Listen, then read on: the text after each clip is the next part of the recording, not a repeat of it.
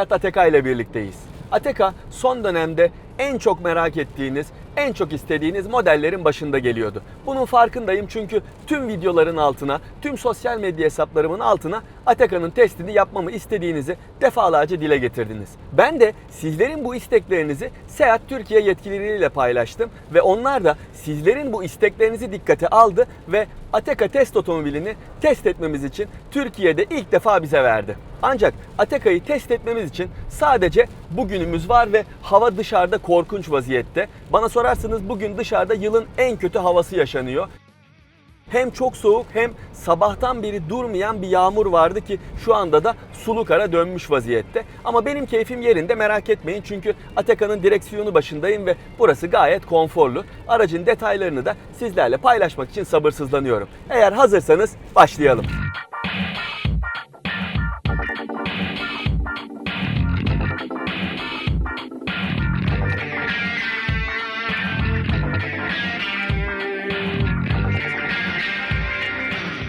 Her zaman olduğu gibi Ateca'yı anlatmaya da tasarımından başlayayım. Seat markası biliyorsunuz Volkswagen grubunun biraz daha sportif olan markası gibi konumlanmış vaziyette. O anlamda bakacak olursanız aynı altyapıları paylaşan Tiguan'la Ateca arasında da böyle bir fark kesinlikle gözlemleniyor. Yani Tiguan'a baktığınız zaman daha ağır başlı bir crossover görüyorsunuz. Fakat Ateca'ya baktığınız zaman biraz daha sportif, biraz daha genç bir model olduğunu görebiliyorsunuz. Genel tasarım karakterine bakacak olursak Ateca Leon'la çok benzeşiyor. Yani panjuru daha büyük olsa da özellikle farları Leon'u çok büyük bir oranda andırıyor. Onun yerden yükseğiymiş gibi görünmesini sağlıyor. Profiline bakacak olursak Ateca yine aynı genleri taşıdığı Tiguan'la benzer boyutlarda olduğunu gösteriyor ve yerden yüksek bir hatchback'miş gibi algılanıyor. Arkası ise önüne kıyasla biraz daha yalın çizgilere sahip. Stop lambalarının tasarımı arkaya biraz daha keskinlik, biraz daha hareket katmış olsa da bence aracın önü kesinlikle daha dikkat çekici. Ben genel anlamda Ateca'nın dış tasarımını çok beğendiğimi söyleyebilirim. Peki siz Ateca'nın tasarımı ile ilgili ne düşünüyorsunuz? Burayı tıklayarak fikirlerinizi belirtirseniz çok sevinirim.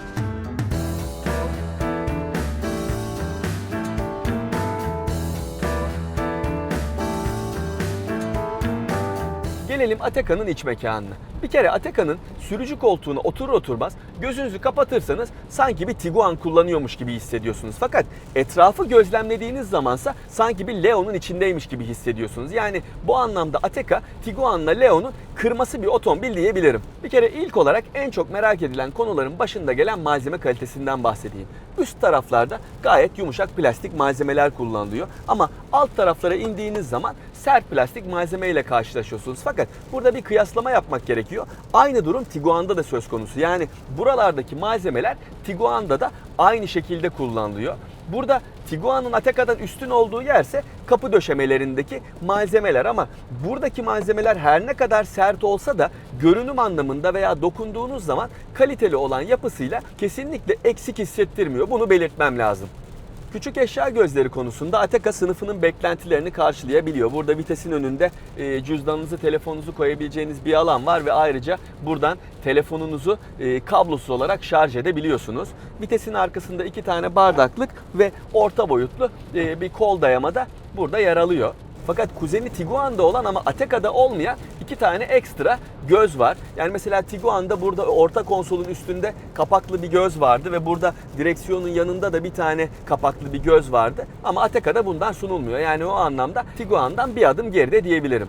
Analog göstergeler güncel Leon'daki ile aynı ama Leon'a önümüzdeki süreçte hayalet gösterge eklenecek olması akıllara bu araca da ekleneceği fikrini getiriyor ki önümüzdeki süreçte o göstergeleri bu araçta da kesin görürüz. Elinizin altında 8 inçlik dokunmatik bir multimedya ekranı yer alıyor. Bu araçta bir en üst donanım seviyesi olduğu için bu sunuluyor. Yani daha alt donanım seviyelerinde nasıl bir ekranla geldiğini şu anda bilmiyorum. Ama bu ekran gayet kolay bir şekilde kullanılıyor. Dokunmatiğin hassasiyeti iyi ama Leon testinde de söylemiş olduğum gibi bu sistemin çalışma hızı ne yazık ki çok iyi değil. Arka koltuklarda sunulan yaşam alanı gayet iyi. Çok iyi diz mesafesi ve baş mesafesi sunuluyor. Ki cam tavandan dolayı tavan biraz alçalmış olmasına rağmen arka sırada yetişkinler çok rahat bir şekilde oturabiliyor. Geniş cam yüzeyler neticesinde de arka tarafın son derece ferah olduğunu belirtmem lazım. Orta sırada oturacak 3. yolcu için de yine fena sayılmayacak bir yaşam alanı sunuluyor ama şaft tünelinden dolayı ayaklarının pek rahat etmeyeceği kesin. Yine Tiguan'da olan fakat Atecca'da olmayan birkaç özellikten daha bahsedeyim. Mesela hatırlarsınız Tiguan'ın ön koltuklarının arkasında tepsiler vardı. Fakat Atecca'da ne yazık ki bu sunulmuyor. Ayrıca Tiguan'ın arka koltuklarını ileri geri kaydırarak bagajı büyütme imkanınız vardı ve koltuk sırtlıklarını da yatırarak daha rahat seyahat etme imkanınız vardı. Fakat bu konfor özellikleri Atecca'da ne yazık ki sunulmuyor. Bu nedenle aynı boyutlarda bagajlara sahip olsalar bile Atecca'nın arka koltukları ileri geri kaymadığı için bagaj hacmi 485 litre olarak belirtiliyor. Fakat bu değer de kesinlikle küçümsenecek bir değer değil ve kompakt crossover sınıfının beklentilerini kesinlikle iyi bir şekilde karşılayabiliyor.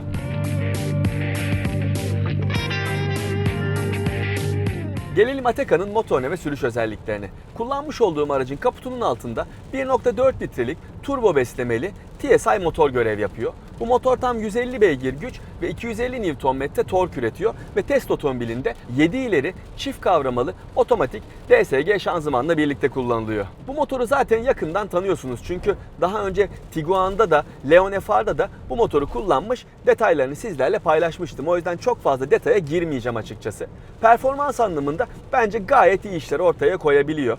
Rakamsal olarak yüksek olan gücünün hakkını kesinlikle veriyor. Motorun şanzımanla uyumu gayet iyi. Bu tip yollarda asla bir sıkıntı yaşatmıyor size ama rampalara geldiğinizde, yokuşlara geldiğinizde bazen vites büyütmekte nazlı davranabiliyor. Özellikle ikinci veya üçüncü oran seçiliyse normalde 2000-2500 devirlerinde vites büyütürken yokuşlarda 3000 hatta 4000 devir seviyelerine kadar bekliyor ki o anlarda da bazen vitese manuel olarak müdahale etme gereği duyuyorsunuz. Çünkü motor gürültüsü biraz yükseliyor ve rahatsız edici oluyor. Bunun nedeni de muhtemelen otomobilin gövdesi biraz ağır olduğu için torkunun yetersiz kalacağını düşünüyor olabilir şanzıman ve o nedenle de üst vitesleri seçmiyor olabilir. Çünkü dediğim gibi manuel kullanıp büyüttüğünüz zamanlarda da eğer rampa dikleşiyorsa istediğiniz süratte çıkamayabiliyorsunuz. Benim kullanmış olduğum Ateca önden çekişli ama isterseniz bu aracı bu haliyle 4 tekerlekten çekiş sistemiyle de alabiliyorsunuz. Seat 4 tekerlekten çekiş sistemine 4Drive adını veriyor. Açıkçası 4 tekerlekten çekiş sistemine çok gerek var mı bilmiyorum. Yani ben eğer bu aracı alacak olsaydım asla 4 tekerlekten çekiş sistemi arayışım olmazdı. Motorun performans anlamında iyi işler ortaya koyduğunu söyledim. Peki tüketim konusunda kullanıcısına ne veriyor? Bu da merak ettiğiniz konulardan bir tanesi. Bunun farkındayım. Hemen izlenimlerimi de sizinle paylaşayım. Ben bu aracı dün aldım ve 1,5 gündür sizler için durmadan kullanıyorum. Şu anda 125 kilometre mesafe kat etmiş vaziyetteyim ve şu anda yol bilgisayarında bana 8.2 litrelik bir tüketim ortalaması gösteriliyor. Bu değer bu güçte, bu boyutta bir otomobil için bence gayet iyi. Tabi bu değerlerin yakalanmasında ACT diye adlandırılan aktif silindir kapama teknolojisinin de büyük payı olduğunu belirtmem lazım. Yani mesela şu an olduğu gibi bir kullanım esnasında ayağımı gazdan çekmiş hafif yokuş aşağı giderken 4 silindirden 2 tanesinin devre dışı kalması ve bu nedenle ateşleme yapılmıyor olması yakıt tüketiminin düşürülmesinde kesinlikle etkin bir rol oynuyor. Şimdi de sıra Ateca'nın sürüş özelliklerinde. Ateca'nın Tiguan'ın sportif kuzeni olduğunu başta söylemiştim. Bunu sürüş özellikleri konusunda daha net bir şekilde ortaya çıkartabiliyor. Mesela Ateca'da sürüş modlarını seçebiliyorsunuz. Yani burada vitesin arkasındaki bu ana kumanda ünitesi vasıtasıyla isterseniz Eco, isterseniz normal, isterseniz sport, isterseniz de kişiselleştirebilir olan modu seçip Ateca'nızı kullanabiliyorsunuz. Ben aracı çoğunlukla normal modda kullandım. Çünkü Eco moduna aldığınız zaman daha fazla tasarruf yapılabilmesi için mesela bu tip bir durumda şanzıman boşa alınıyor ve gaza bastığınız zaman tekrar gerekli olan oran seçiliyor. Ayağınızı çektiğiniz zaman tekrar boşa atıyor. Bunu hatırlarsınız Seat Alhambra testinde de bahsetmiştim ve Alhambra'da ne yazık ki devreden çıkaracak bir sistem yoktu. Fakat bu araçta modların seçilebiliyor olması bu modu isteyenlerin kullanabileceği anlamına geliyor ki ben açıkçası Eco modunu çok tercih etmeyeceğimi söylemeliyim. Mesela aracı Sport moduna aldığınız zaman şuradan ben size göstereyim. Hem direksiyon hem motor hem adaptif hız sabitleyici spor moduna geçiyor. Ama buna ek olarak isterseniz bu şekilde turbonun basıncını, G kuvvetini ve torku bu ana ekrandan takip edebiliyorsunuz ki bu tip sportif kullanımlar yapıyorsanız gerçekten buradaki oynamalar göze hoş geliyor. Ateca yola iyi bir şekilde tutunuyor. Hem süspansiyonlar iyi bir şekilde ayarlanmış hem de direksiyon isteklere iyi bir şekilde cevap verebiliyor. Hoşuma gitti. Aslında böyle yerden yüksek bir crossover değil de sanki bir hatchback kullanıyormuşsunuz gibi bir hissi kesinlikle var. Süspansiyonların konforu içinse açıkçası bu 1,5 günlük süreçte ben Tiguan'la pek bir farkı olduğunu hissetmedim ama ille bir yorum yapmam gerekiyorsa, ille bir eleştiride bulunacaksam hani Tiguan'a göre birazcık daha sert diyebilirim.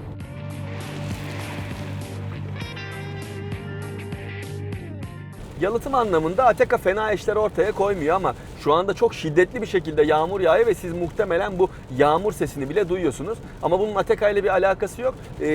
Bu yol şartlarında hangi aracı kullanırsanız kullanın, şu an olduğu gibi saatte 100 km hızla giderken bu yağmur sesini mutlaka duyarsınız. Ama genel bir değerlendirme yapmam gerekirse Ateca'nın iç mekanında rahatsız edici bir ses kesinlikle duyulmuyor. Ateca'da ekstra bedel karşılığı sahip olabileceğiniz adaptif hız sabitleyici de sunuluyor. Bu güvenlik anlamında Ateca'nın iyi işler ortaya koyduğunu gösteriyor. Sistemi kullandım, gayet başarılı bir şekilde çalışıyor. Ateca ile ilgili merak ettiğiniz konulardan bir tanesi de fiyatı ile ilgiliydi. Neden yurt dışında Ateca Tiguan'a kıyasla daha ucuza satılıyor da Türkiye'de bu fark neden bu kadar az diye sormuştunuz. Açıkçası ben testi yapmadan önce fiyatları ve donanımları şöyle bir karşılaştırdım. Bu aracın en üst donanım seviyesi olan Excellence paketinde 120.000 TL ödemeniz gerekiyor bu arabaya.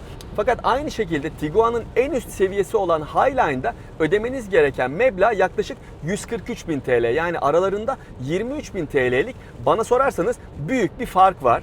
Bir alt donanım seviyelerine bakacak olursak da Ateca Style donanım seviyesinde 112.000 TL'ye satılırken Tiguan Comfortline seviyesinde 122.000 TL'ye satılıyor. Yani yine baktığınız zaman bunların arasında 10.000 TL'lik bir fiyat farkı var. Yani açıkçası sizin aklınızda nasıl bir fiyat farkı olması gerektiği var bilmiyorum ama ben zaten şu anda hakikaten Seat amblemli bir Tiguan kullanıyor gibiyim ve ona rağmen bu aracı donanım seviyesine göre 10.000 TL veya 20.000 TL ucuza alabilecek olmak bence Ateca'nın gerçekten çok başarılı bir model olduğunu ortaya koyuyor. Yani bu bağlamda ben Ateca'nın Leon'dan sonra Seat'ın en çok satan modeli olabileceğini düşünüyorum. Hatta uzun vadede Leon'dan daha çok satması bile bence muhtemel.